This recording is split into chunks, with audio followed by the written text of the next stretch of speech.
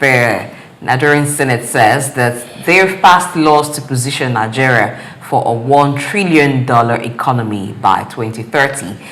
This was said by the Senate Leader Opeyemi Bamidele as he reaffirmed the Senate's commitment to passing key legislation that will propel the nation towards achieving a $1 trillion economy by 2030. Do we agree with that? We know that the new tax bill, is still hanging somewhere.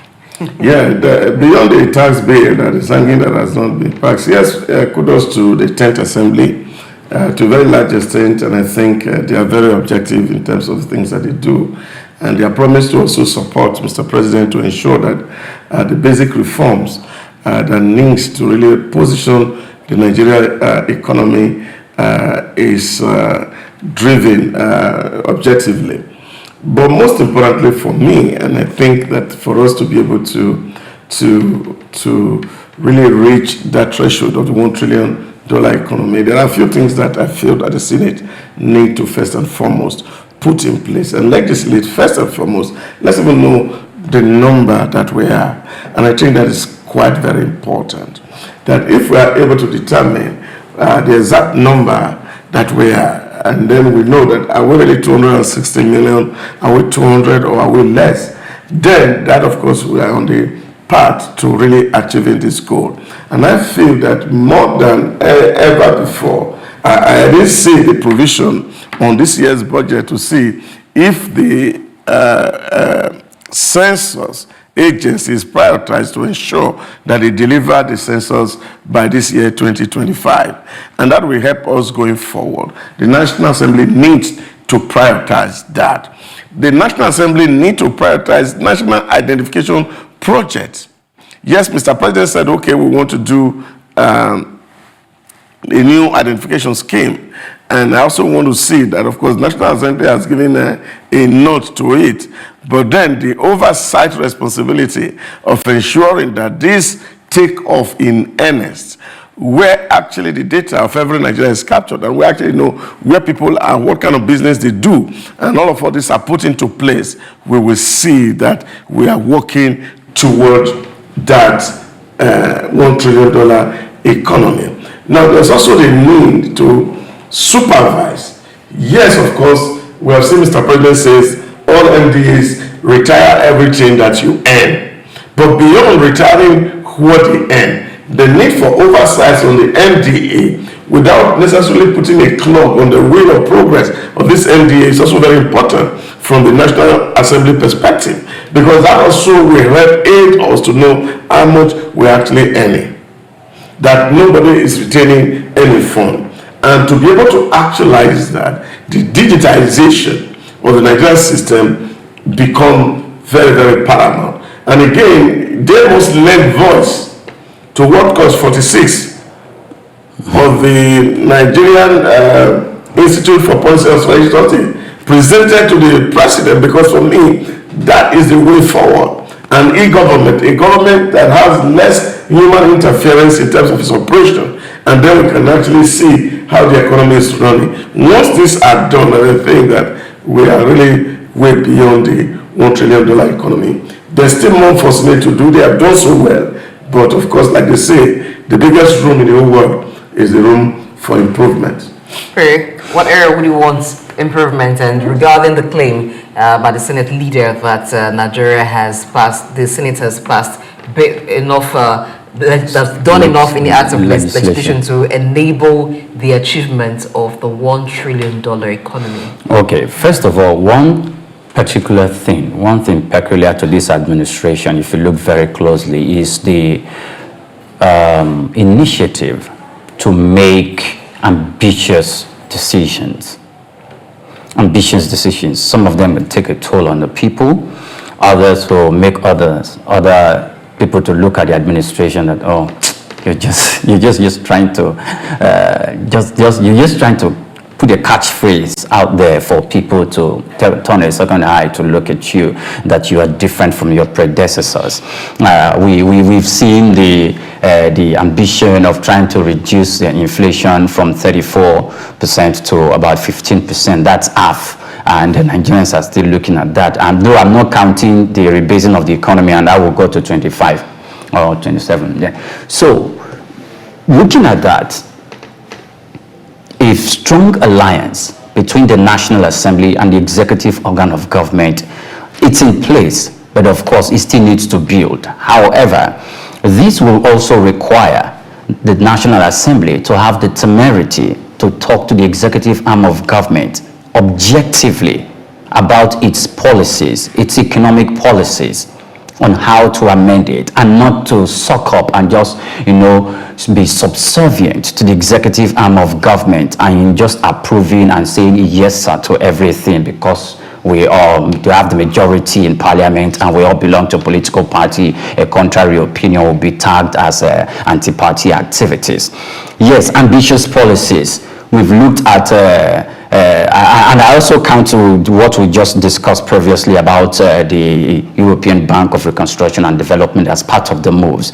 Now, Mr. Bamidele, who is the Senate leader, receiving delegates from Europe and talking to them about this issue, it's laudable, and in its own self, it's a way to market Nigeria.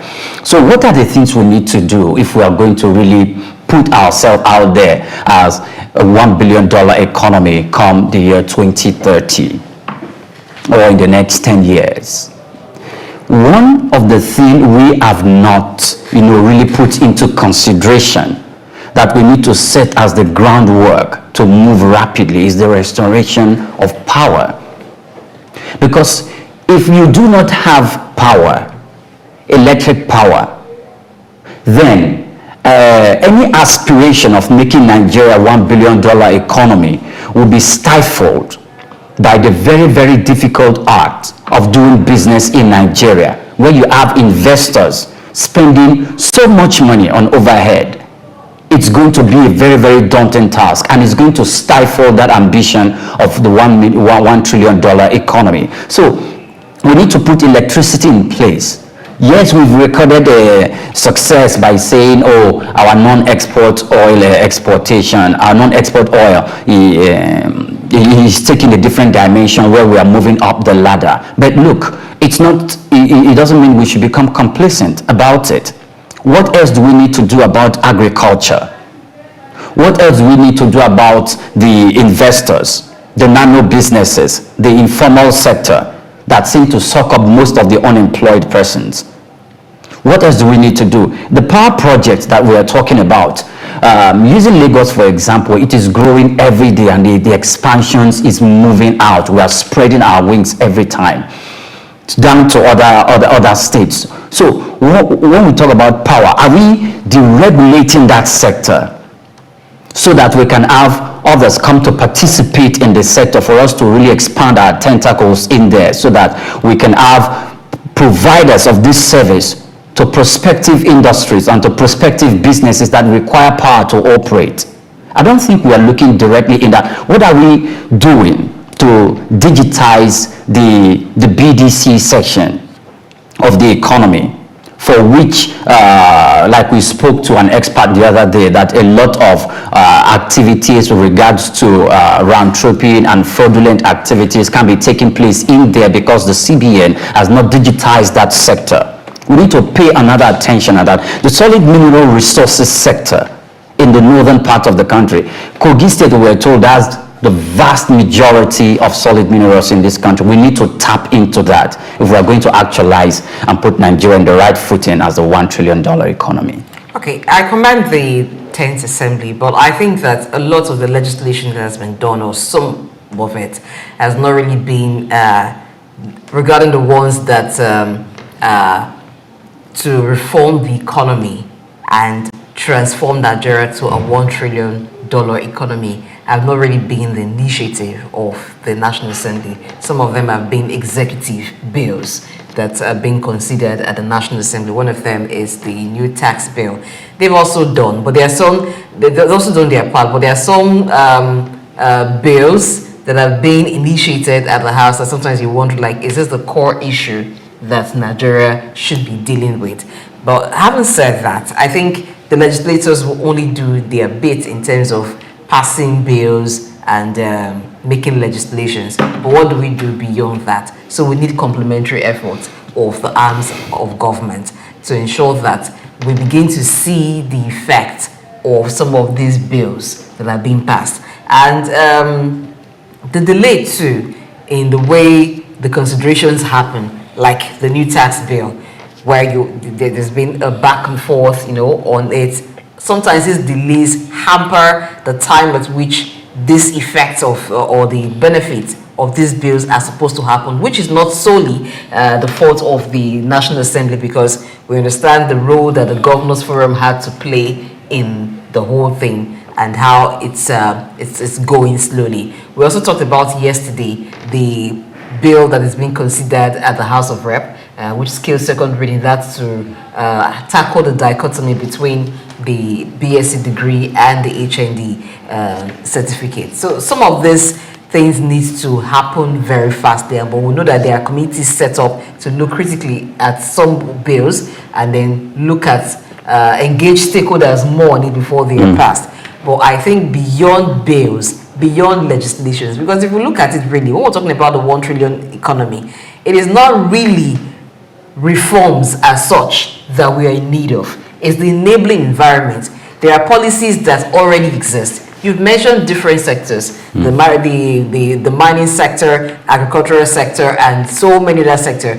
It's not really legislation that we need to make those sectors pick up. We need actual work to be done. If we're talking about the power sector, I don't think that there is legislation needed more to help that sector. We've already seen that the current investors or the current people who have taken over that sector, the discos for instance, are not really doing much as they should be doing in terms of investments. Now, what do we need to do as a country to open up that sector so that there are more people coming in and then investment is coming into the sector? Then areas where it seemed like money is going into these parts of the economy, money is going into the sector, but we're not seeing much being done, like the generation and transmission area, and we keep hearing of collapse, the national grid collapse, TCN saying sometimes it's not collapse, it's stripping. What is happening in that area? Now that's where I need the Senate, the National Assembly to do more in terms of oversight functions, because they do have committees that are set up to look into certain areas. That's part of what they can be doing, because I think we have enough bills for now, or maybe enough legislation. So it shouldn't stop merely at legislation. I don't think there are.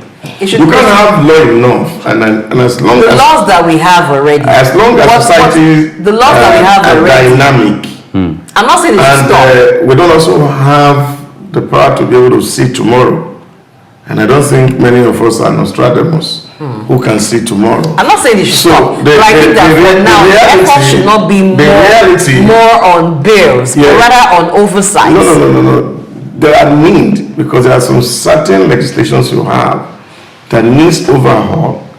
Take, for example, in March of 2022, I was in a meeting with a representative from TCN. I had a meeting with the Committee of National Assembly that overseeing transmission, and then of course there was somebody also who came from this school, and we're all having this conversation in an open class. Now, the question, which of course I asked, was the fact that when the disco episode happened, and these companies by act of parliament were sold, were there no terms? There were terms. The terms written in that agreement, because of those who initiated it, were done in favor of disco and not for national interest. Yes, you have laws, but in terms of your oversight, you also find that those laws are inhibiting. And that was why you saw that National Assembly initiated the Electricity Bill, Amendment Bill 2024. And this helped to be able to properly regulate that sector. So what you find is that we write some laws, And the people who are writing this law, or the people who are amending these laws, have ulterior motive to protect themselves. And so you will find that even in your oversight, the law helps you down. Because when you say you want to do some certain things, they say, oh, the provision of this law cannot make you go beyond this certain level or threshold. So it's something that will have to continually evolve. Yes, in terms of oversight, they're doing their bit to be able to see what is happening. But again, it's also to know, and that's why I said just now, it's beyond really having these functions of doing it. Let's also be that those who are even going for oversight have certain level of character that we're actually doing the oversight, not because we want some brown or white envelopes, but we're going there to do the oversight because we want to see a nation that works. But beyond that is the fact that opening up the entire economic space require a lot of conversation. And those conversations are what are generally responsible for this delay, because you have a lot of stakeholders. You need to manage these stakeholders. You need to deal with them, because Nigeria is a federation. So it's not one unit that, of course, some issues are basically constitutional matter, that you have to effect a constitutional change. And for you to do that, you will need to go around the 36 states and get a two-thirds majority and ensure that the assemblies of those states are in sync with what national body want to do before we can amend our law. Now, all these constraints makes it really difficult, because you are seeing it from this side. The people who are on the other side of the table are also saying something differently. And this is why I was making some statement somewhere yesterday, that the first thing we need to do really is the mode of electoral funding in Nigeria should change. The mode of electoral funding? Funding in Nigeria should change. Like it's done elsewhere, where the citizens actually fund those who go for election. And I think that will work better for us, rather than allow those who are going for election to fund themselves, and then we come back and think that they're going to really have that law in place. But they do say that the funding doesn't come from them, because even when forms are bought, how many persons have you seen, how many politicians have you seen to tell you that they bought the form? They will tell you so and so group has bought form for them. Yeah, but yes, the validity of this claim are things that we have to naturally, because if you are close to people who are within that sector, yes, there are from few people who are funding, but it's not the generality of the people. Like in some places they say, okay, one person can put 20 billion down to say I want to fund an ambition. No, because at the end of the day, the person who is putting that person is like that control a puppet to that person. Yes. And so if that person is a stakeholder in a particular sector, this guy who is put there as a front will do everything to ensure that his interest is protected. Okay. And these are basic issues that we must have to deal with, because one of the things that is actually slowing us down, dragging us as a country, is the fact that the way elections are funded here, and people who are in the seats of power are actually sitting in on behalf of people who have interest, deep interest really, in some basic sectors. So two things. One, I want to talk about this, the electoral funding. The Constitution of Nigeria, or the electoral system in Nigeria, did not permit independent candidates in the country. Before you can vie for election, you must belong to a political party. And if you belong to a political party, it is normal that the political party is funding your election. And just a moment, oh, I know, doctor, I've picked you, but just wait.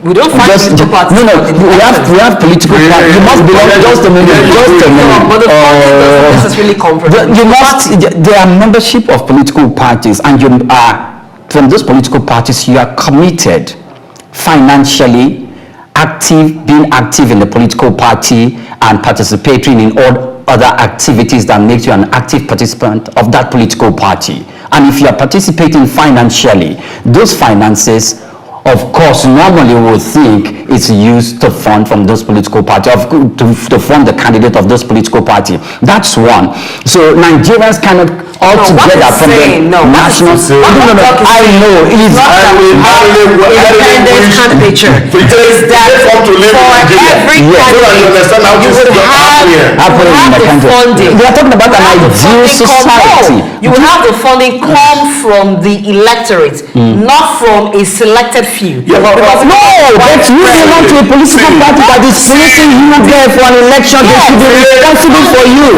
They should be responsible for you. The political party generates money. The political party, of course, generates money. This is what it is. This is what it is. And you must understand this. All the crises you see in our parties today, whether it's PDP, whether it's Labour, whether it's APC, NPP, the problem is that the party has no funding structure. The only fund the party receives is from aspirants that are contesting. So they fix this humongous amount of money to be able to fund the party operations. Dr. You belong to a political party. Why do you ask that? No, because the party structure and how the parties fund themselves, I've not heard of that. That's only people that are vying for electoral positions. Why do you think that the cost of forms are very expensive? Okay, fine. I don't belong to any political party, so I don't even know how to answer those questions. However, we will make arrangements to discuss with any of these political party heads. Now, the reason why I'm saying that, sorry. We have, you are in the media and you should understand this. When, for example, Eichie was being accused, what was the accusation? That we raised X amount of money from the aspirants. How was this money spent? People who are members of the party at the bottom, they don't pay dues. In short, for them to even attend meeting, they have to be funded.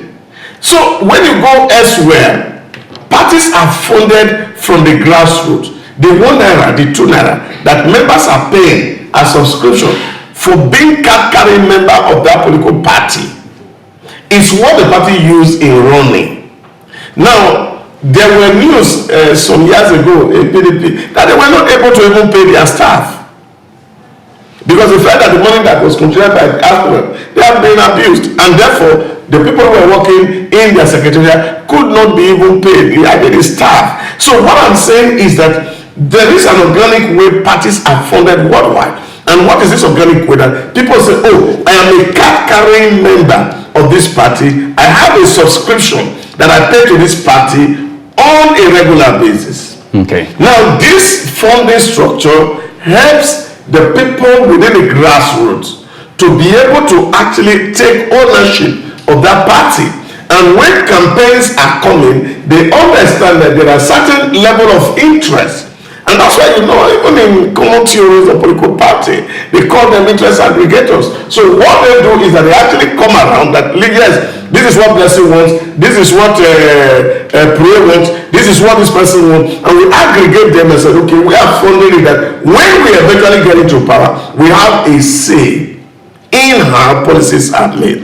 But what you find around today is that you have pockets of money bags who pull out the money out there and control the party. And they control the party. Okay. So what I'm saying is that because you, like, you know, you can even win councillor because you have to be a billionaire to win councillor in Nigeria. So, doctor, is it I can't even win councillor? Because he's talking about the financial muscle. The financial muscle. I'm a very good person. If you have to win, then you have to look for a godfather who's going to fund you. And when you get there as a councillor, you are not going to be speaking for yourself. You will only be speaking for your godfather, as it were. So these are the challenges that the system faces, and this is what we must need to do well to ensure that we have larger people having contributions and say in our party politics is wrong. The second point I needed to make, you people didn't allow me to make my second point. Blessing and God is fond of doing this. No, you can't.